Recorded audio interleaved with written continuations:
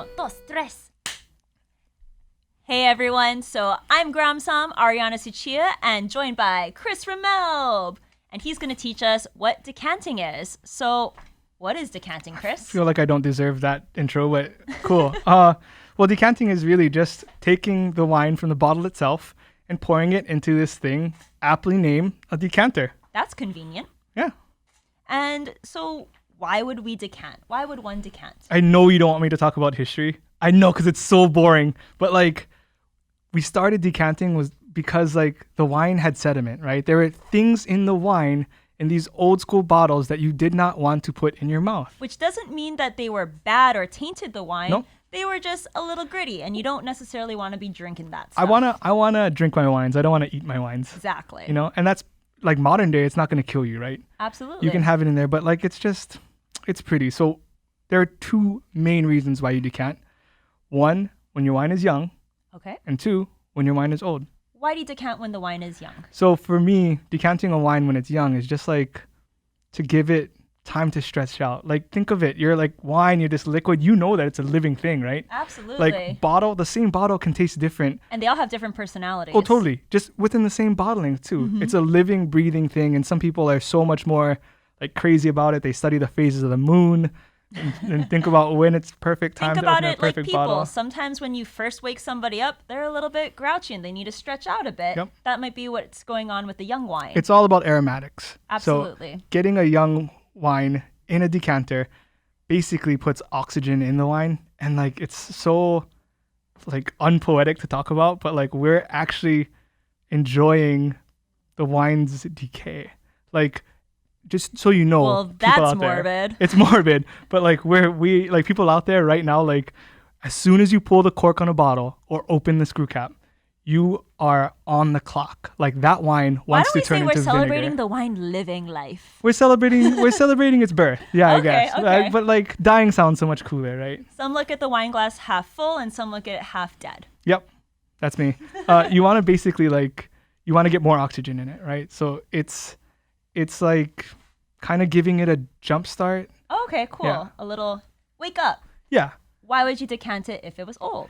So when the wine gets older, we talked about these nasty little things called sediment. That's really not that bad for you. But again, you want to be drinking the wine, not eating But it. maybe not the best for the mouthfeel. No, not at all. In fact, terrible for the mouthfeel. Mm-hmm. Yeah. And you have to be careful with decanting older wines too, because just like we decant young wines to oxygenate and like speed up that process of getting its aromatics going, of getting that dying process going, for the old wines, you have to be careful because decanting it speeds that up and its lifespan is a little shorter. Oh, So I've you known want to people. drink up. You can ask like 10 different people on their opinions to decant certain wines, and you'll get 10 different answers. Oh, interesting. It really is art. It really is. Speaking of art, why is there a candle here?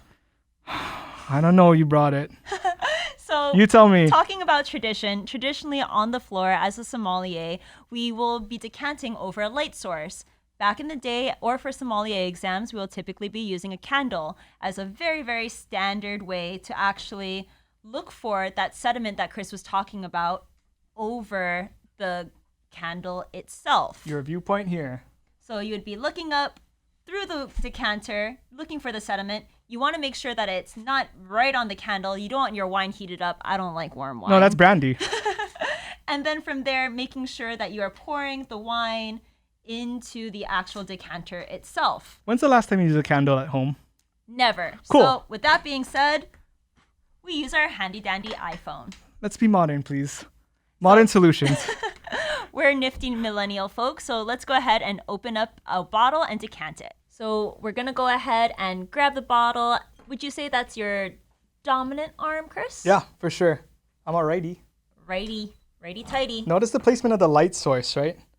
So that's going to be right under the bottle. And the reason is that the light is going to allow you to actually see the sediment in the bottle itself. My vision's going to be right through here, right through the light. Some people say that the wine bottle, the traditional Bordeaux bottle that we see here with the very high shoulders, was actually developed to hold the sediment inside here. And that's because everyone loves some aged Bordeaux.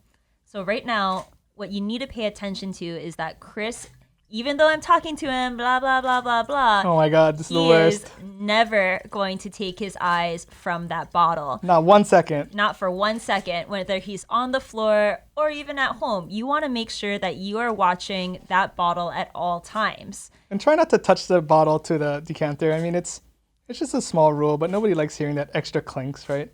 Absolutely. So the light is shining here. He is looking for sediment going down here. And once there's an older bottle, you'll actually start to see this layer of smoke develop that like is a fine sediment first. Then you start getting... It's when the wine in the bottle gets a little murky, Yeah. Is that right? And that's exactly the time that you should probably pull off. Awesome. And keep in mind that that's for the older bottlings, right? What do we do when it's young?